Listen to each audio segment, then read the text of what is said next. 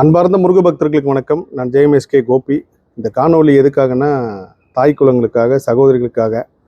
நிறைய பெண் முருக பக்தர்கள் வந்து அந்த 48 நாள் விரதத்தை பற்றி நான் பேசியிருந்தேன்.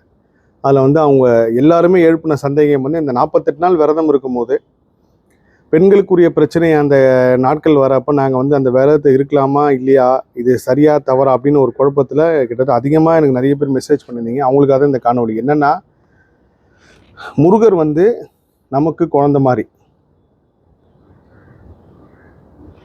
நாம் நம்ம வீட்டு குழந்தைய தூக்கி கொண்டாடுறதுக்கோ இல்லை வந்து கொஞ்சறதுக்கோ இல்லை நம்ம கூட்டு போகிறதுக்கோ 4 நட்சத்திரம் பார்ப்போமானா கிடையாது.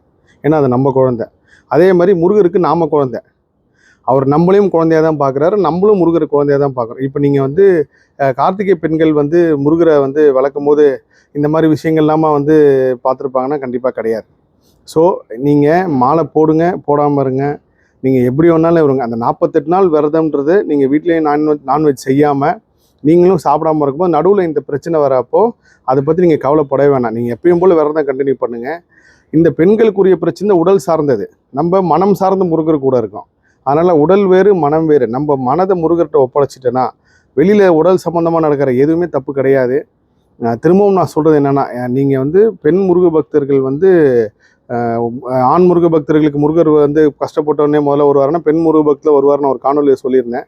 அது சத்தியம். பெண் முருக பக்தர்களை வந்து யாரும் துன்புறுத்தாதீங்க. அதே சமயத்தில் வந்து இந்த பிரச்சனை, இந்த 3 நாள் பிரச்சனை, 4 நாள் பிரச்சனை, அதை பற்றி நீங்கள் எந்த கவலையும் படாதீங்க. நீங்கள் 48 நாள் முருகனுக்காக ஒதுக்கி விரதம் இருங்க. முடிஞ்சதுக்கு அப்புறம் நீங்கள் வந்து கோயிலுக்கு போங்க.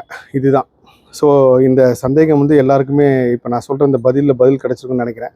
எல்லா புகழும் முருகனுக்கே. நன்றி.